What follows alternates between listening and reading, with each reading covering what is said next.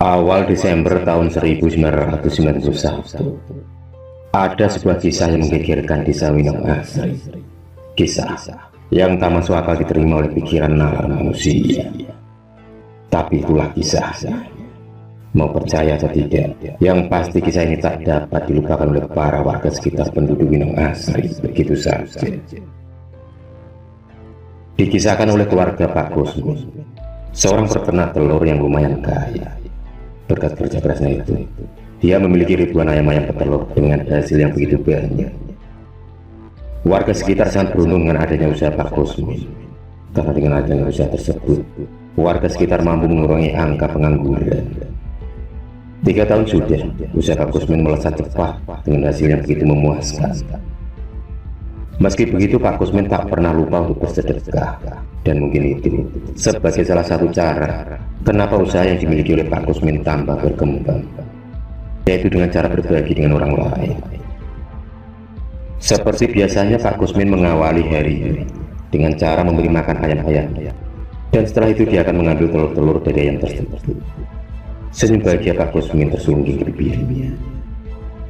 Hasilnya banyak dan melimpah. Dia pun mulai menimbang telur-telur tersebut dibantu oleh 2 karyawannya. Awalnya tak ada yang aneh, semua berjalan seperti biasa.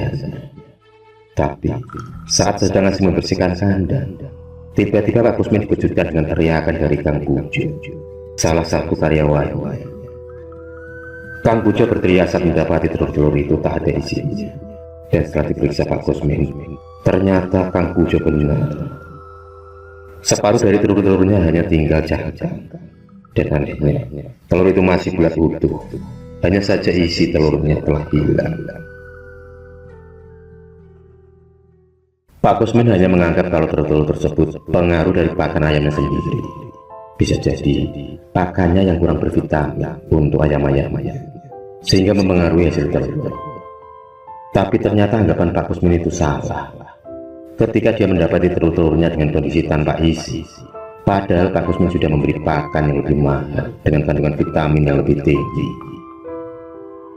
Semakin hari telur-telur itu semakin sering ditemui dengan kondisi yang sama, dan itu pun berpengaruh dengan hasil yang kurang memuaskan. Pak Kusmin sepakat bermusyawarah dengan para pekerja. Mereka saling berbeda pendapat dan argumen yang berbeda-beda. Dalam benak Pak Kusmin sendiri, siapakah di balik kejadian ini? Apa motif dan tujuannya? Dan apa mungkin ada orang yang iri pada usaha Pak Kusmin sehingga tega merusak usahanya? Pertanyaan demi pertanyaan pun menarik di otak Pak Kusmin. Kejadian itu mampu membuat seluruh warga gerak lantaran mengaruhi pemasukan mereka. Akhirnya setelah bermusyawarah, mereka pun memutuskan untuk mendatangi seorang parno yang tersohor di desa sebelah, Mbah Mukidi. Laki-laki tua bertubuh-tubuh itu mulai menunjukkan aksi, dan dia memilih waktu di malam hari untuk membantu permasalahan Pak Kusmin tersebut. Tepat jam 12 malam, suasana seakan sepi seperti kuburan. Langit yang gelap menambah aura kemistisan di kandang ayam milik Pak Kusmin. Mbah Mukidi kemudian duduk bersila di depan menyan yang terbakar dan dupa yang semakin menyeruak. Mbah Mukidi kemudian memejamkan matanya sambil membacakan sebuah mantra. Tiba-tiba dia tertegun dengan apa yang ada di depannya.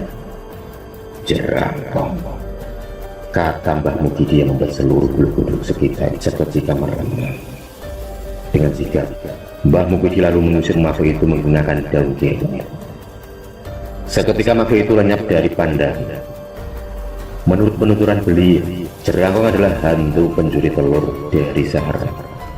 Dalam mitologi masyarakat Jawa kuno, pada saat makan telur yang dicuri, Jerangkong digambarkan berwujud kerangka tulang manusia dengan kepala tengkorak. Dan setelah makan telur tersebut, Jerangkong itu pun pergi dan lenyap dalam bentuk asap putih.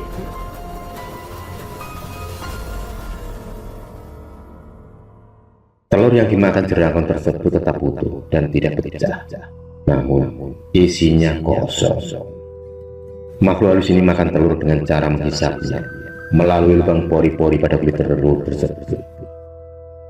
Jerangkong sendiri dipercaya berasal dari arwah orang yang mati, yang semasa hidupnya suka mencuri telur. Dan setelah dia mati, arwahnya gentayangan dan menjadi jerangkong. Jerangkong dipercaya sering keluar masuk melalui salah satu lubang kecil di kuburan. Dia akan keluar petang hari dan pulang menjelang fajar. Ketika jerangkong pulang dan beraksi, maka ia akan masuk ke sebuah lubang di kuburan miliknya.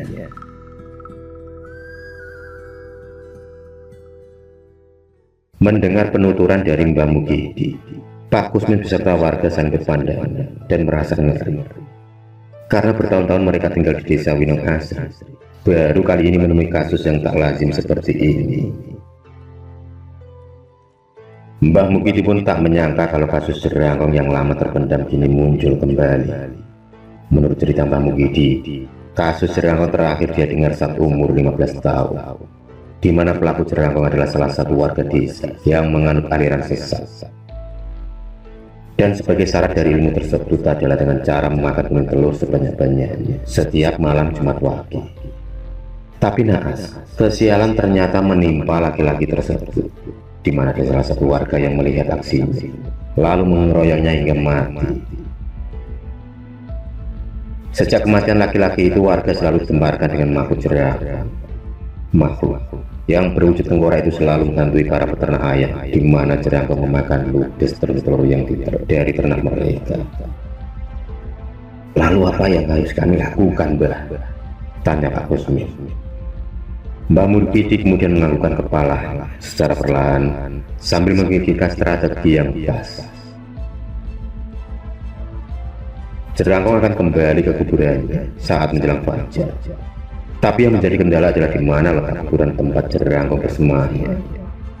Karena diketahui di desa Winong Asri ada beberapa tempat pemakaman umum, dan hal itu akan mempersulit pencarian jerangkong itu sendiri. Maka diputuskanlah oleh Mbah Mukidi untuk melakukan ritual terlebih dahulu. Beliau kemudian bermunajat minta petunjuk dari Allah Subhanahu wa Ta'ala agar diberi kemudahan dalam mengungkap misteri jerangkong.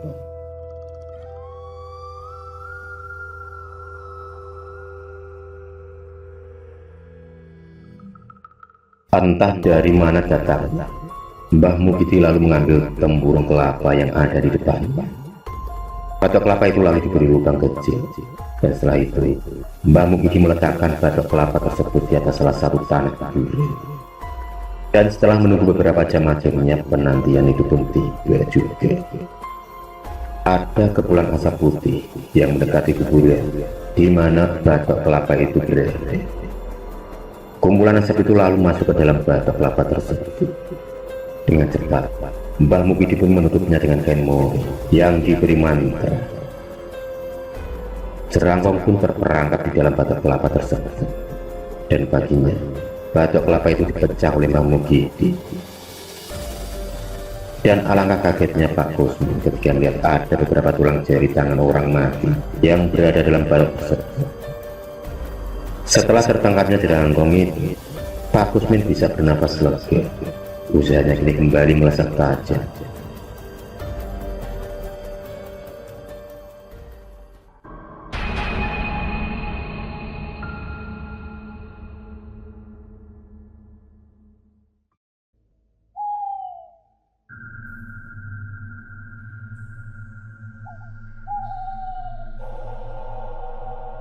Akhir-akhir ini di desa Tegalrejo lagi rame-ramenya teror keranda terbang pencabut nyawa. Bagaimana tidak? Banyak warga yang sudah diteror oleh adanya keranda mayat yang tiba-tiba berjalan sendiri dan berhenti di depan rumah warga. Dan setelah kejadian itu, setiap rumah yang disinggahi keranda mayat berhenti. Rata-rata keesokan harinya salah satu dari para penghuni rumah tersebut ada yang meninggal secara mendadak. Dalam sebulan ini sudah ada 30 warga yang meninggal secara mendadak. Dan rata-rata para keluarga bercerita kalau kejadian itu terjadi setelah adanya teror keranda berjalan. Entah itu hanya kebetulan saja atau memang sungguh kenyataan yang ada sekarang ini.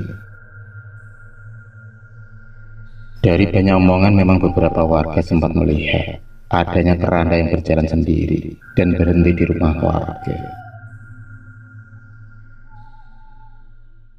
Di sebuah pos ronda tampak Kang Darman, Agung, dan Pak Yanto lagi asing ngobrol di sela-sela ngeronda malam itu. Ditemani singkong goreng dan kopi panas, mereka tampak serius sedang membicarakan tentang keranda terbang pencabut nyawa yang lagi ramai di desa mereka. Suasana malam terasa dingin, angin berembus menyelimuti desa mereka. Suara-suara binatang malam kini mulai bermunculan, memperlihatkan eksistensi mereka, menambah suasana semakin menjadikan. Sebentar kemudian akhirnya mereka bertiga memutuskan untuk keliling desa. Dengan lampu senter di tangan mereka, mereka berangkat untuk keliling ronda. Sambil berjalan mereka masih saja membicarakan tentang keranda pencabut nyawa. Tak terasa sudah sekitar 15 menit mereka berjalan. Angin terasa semakin dingin dan menusuk tulang. Suara burung gagak mulai terdengar bersaut-sautan, menambah aura mistis malam itu. Tiba-tiba dari kejauhan mereka dikejutkan dengan penampakan sebuah keranda mayat yang berjalan terbang menghampiri sebuah rumah. Dan rumah tersebut adalah rumah Pak Manto. Jantung mereka berdetak cepat, detik-detik terdengar. Dengan memberanikan diri, Kang Darman mengarahkan senternya ke arah keranda tersebut. Dan benar saja, keranda itu tepat terbang di depan rumah Pak Manto. Sebentar kemudian tiba-tiba keranda itu melesat, hilang entah kemana. Kang Darman dan dua rekan lainnya hanya bisa terbengong, terdiam sesaat tanpa ada sepatah kata pun yang keluar dari bibir mereka. Dalam benak mereka hanya ada, apa Pak Manto akan meninggal. Mereka bertiga kemudian melanjutkan keliling ronda rumah para warga, karena malam itu adalah giliran mereka bertiga yang tugas ngeronda.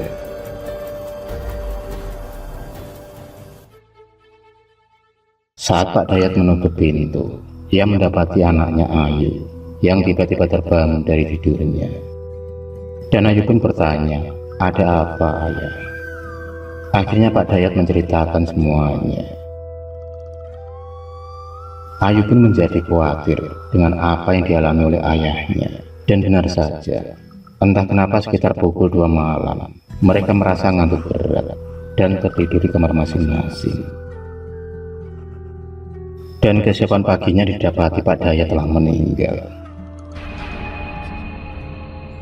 Menurut Mbah Kromo Joyo, salah satu sesepuh di desa Tegaharjo, beliau mengatakan kalau adanya keranda terbang penyabut nyawa itu sudah ada sejak dulu, dan orang-orang sering menyebutnya dengan lampor, semacam paku goblok kematian, tapi diawali hal-hal gaib yang datang melanda.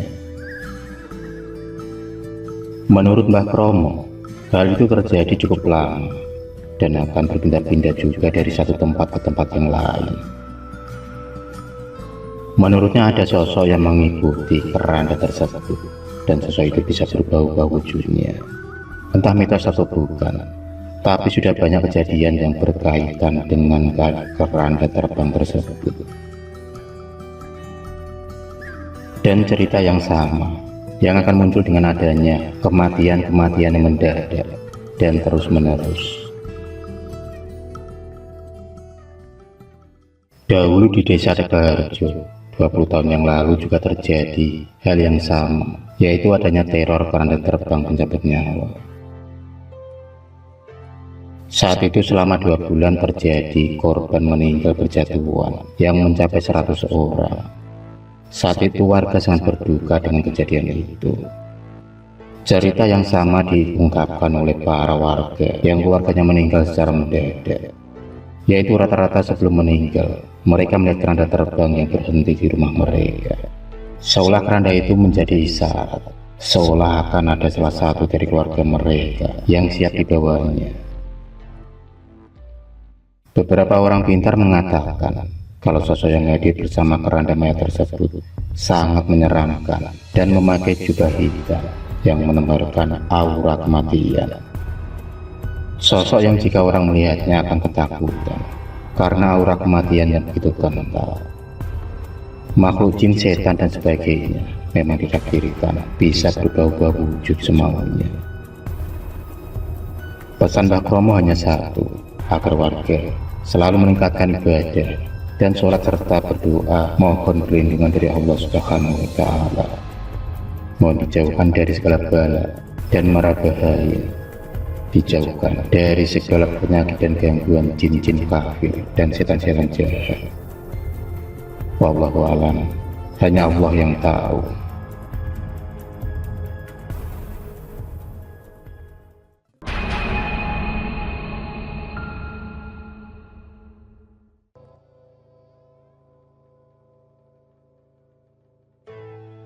Sebagian masyarakat mungkin pernah mendengar kata Bengsi.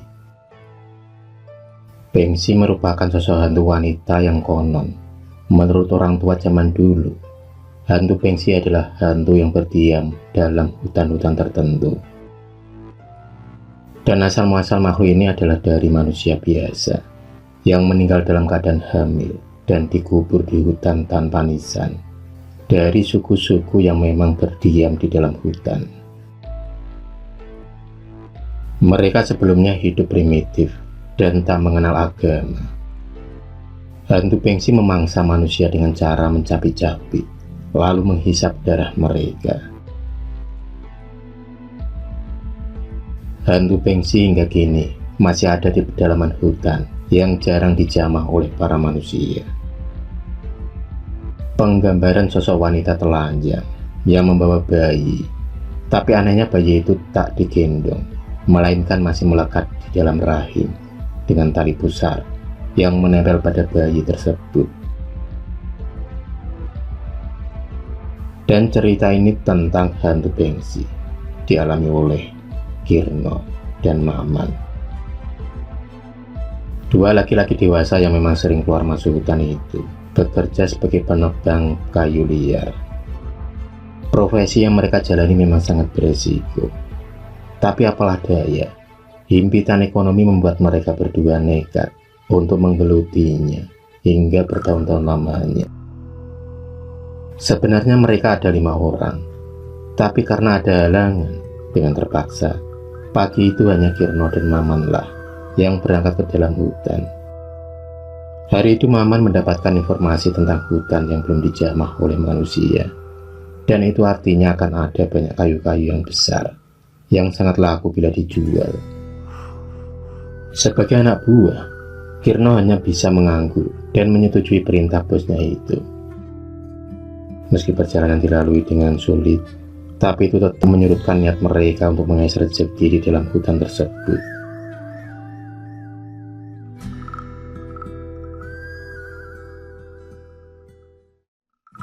Hingga akhirnya sampailah juga Kirno dan Maman di dalam hutan pedalaman. Dari awal mereka menginjakkan kaki di hutan tersebut, mereka sangat terpukau lantaran banyaknya pepohonan yang amat besar dan menjulang tinggi. Karena merasa lelah, mereka berdua pun kemudian memutuskan untuk beristirahat sejenak, sembari makan seadanya bekal dari rumah. 10 menit sudah, mereka menikmati hawa segar dan sejuk dari rimbunnya pepohonan hutan yang terkesan gelap. Itu mungkin pengaruh rindangnya pepohonan yang membuat sinar matahari tak bisa menembus dalam hutan. Hingga Kirno dan Maman pun tak bisa membedakan antara siang dan malam. Setelah dirasa cukup beristirahat, Maman memberi instruksi kepada Kirno untuk segera melanjutkan perjalanan. Tapi baru saja beranjak dari tempat duduknya, tiba-tiba mereka dikejutkan dengan kemunculan kakek tua berjenggot putih menyapa mereka berdua. Kakek tua itu menyarankan untuk menghentikan perjalanan mereka tanpa memberi alasannya. Tapi Maman tak menghiraukan apa kata kakek tua tersebut. Kirno yang melihat tubuh kakek itu begitu kurus, dia pun berinisiatif memberi sedikit bekal untuk si kakek. Kakek tersebut tampak tersenyum, lalu menerima bingkisan dari Kirno. Sebaliknya itu kakek itu juga memberikan imbalan, buah kemiri, rokok, dan api. Untuk apa barang tersebut? Yang pasti pesan si kakek agar mereka harus berhati-hati dalam perjalanan. Belum sempat mereka bertanya jalan pintas agar sampai di tengah hutan. Secara ajaib, kakek tua itu menghilang secara tiba-tiba. Kompas dan alat-alat canggih tak berfungsi lagi di tempat tersebut. Mereka seolah memasuki dimensi lain.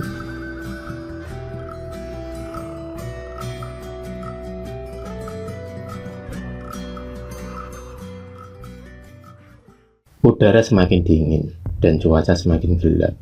Suara-suara burung hutan saling bersahutan. Entah mengapa Maman merasakan kalau hutan itu bukan hutan biasa. Karena bertahun-tahun dia keluar masuk hutan, baru kali ini Maman merasakan hawa yang berbeda. Tubuhnya mendadak merinding. Hembusan angin berhembus di telinga, seolah ada bisikan yang entah dari mana asalnya. Kirno yang berjalan di sampingnya mendadak menghentikan langkahnya saat dia melihat banyak tetesan darah berjajaran di atas daun kering. Baunya yang anyir sampai menusuk hidung mereka berdua. Karena penasaran, akhirnya mereka menelusuri tetes demi tetes darah segar yang berjajaran itu. Keanehan pun dirasakan di antara mereka. Saat darah itu semakin lama semakin banyak dan tak ada ujungnya. Kirno dan Maman saling berpandangan. Di saat merasakan ketakutan yang mendalam, tiba-tiba terdengar suara jeritan dari seorang wanita. Suara itu begitu melengging. Saat mereka ingin berlari meninggalkan lokasi tersebut, tak disangka dari atas pohon muncul sosok bayi yang masih lengkap dengan tali pusarnya. Bayi itu lalu lengket dan berpegangan sangat kuat di tubuh Maman. Saking kuatnya pegangan bayi itu, hingga Kirno ikut terpental karena berusaha melepaskannya dari tubuh Maman. Tanpa diduga dari arah yang berlawanan, muncullah hantu wanita yang tak lain itu adalah Bengsi. Matanya yang penuh dengan amarah menatap ke arah Kirno dan Maman. Secepat kilat hantu tersebut pun mencapi-capi, lalu menghisap darah Maman. Kirno melihat dengan jelas apa yang ada di depannya. Maman terluka parah, tubuhnya penuh luka dan tak berdaya lagi. Tampak hantu Bengsi masih menghisap darah segar dari Maman. Kirno tak bisa berbuat apa-apa kecuali melarikan diri dari cengkraman hantu Bengsi. Dia pun lari sekuat tenaga berharap wanita laknat itu tak mengetahui jejaknya.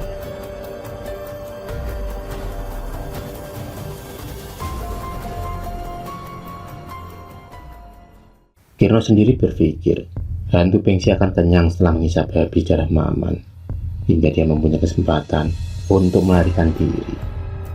Tapi ternyata dugaannya salah. Hantu Bengsi tetap mengejar Kirno. Mulutnya yang penuh dengan darah itu terlihat menjerit dan menganga. Si bayi dilemparkan menuju ke arah Kirno, tapi untungnya bayi itu menempel pada punggung Kirno. Maka dia pun melempar tas bersama bayi sialan tersebut. Kirno kemudian berlari sekuat tenaga hingga dia menemukan tempat persembunyian di dalam gua. Di dalam gua itulah dia merasa aman karena tak ada lagi hantu Bengsi yang mengejarnya. 5 jam sudah Kirno berada di dalam gua. Untuk sementara waktu dia belum berani untuk keluar. Trauma akan hantu Bengsi membuatnya bertahan hingga 2 hari lamanya.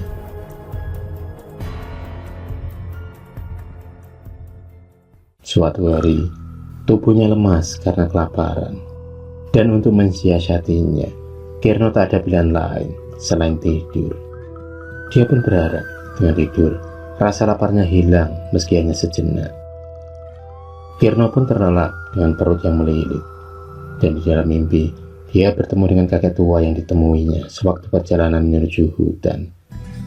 Kakek tua itu memberi sebuah wejangan tentang kehidupan dan juga memberitahu jalan keluar dari hutan angker tersebut. Di alam mimpi, Kirno diberi satu buah besi berbentuk silinder oleh kakek tersebut.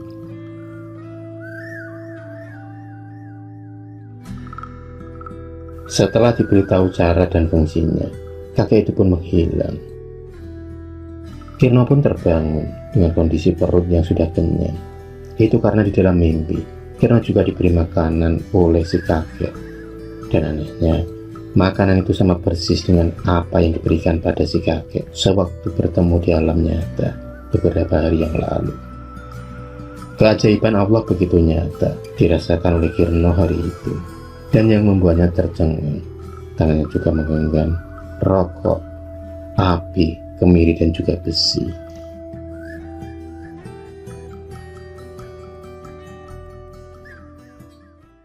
Berkat mimpinya itu, Kirno pun mantap untuk keluar dari gua.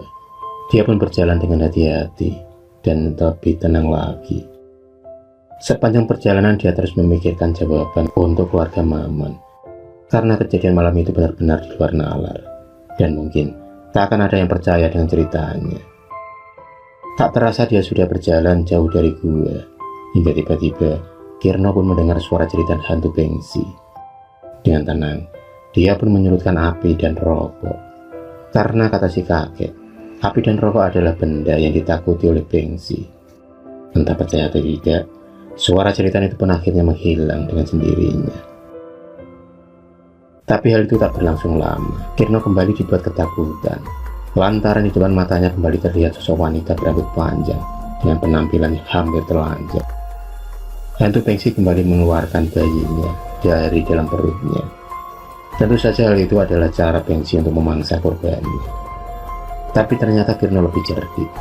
Dia melemparkan beberapa biji kemiri ke arah hantu Bengsi tanpa tahu alasannya, tapi yang pasti hantu Bengsi tampak asik bermain dengan kemiri tersebut. Di saat itulah Kirno mengambil kesempatan untuk lari sekuat tenaga, dan alhamdulillahnya dia pun berhasil sampai di tepi hutan. Kirno lalu menancapkan besi itu ke tanah. Rasa syukur alhamdulillah terucap dari mulutnya.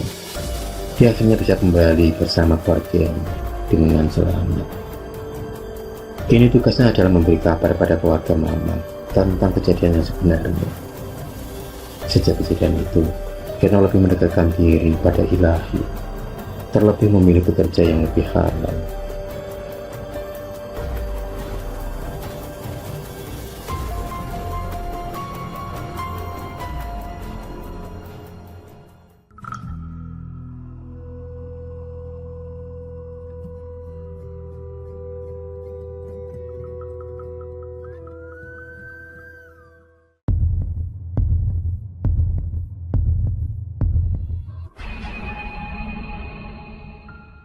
Terima kasih sudah menonton video cerita bergambar ini. Klik subscribe untuk terus mendapatkan video-video cerita bergambar selanjutnya. Semangat berkarya.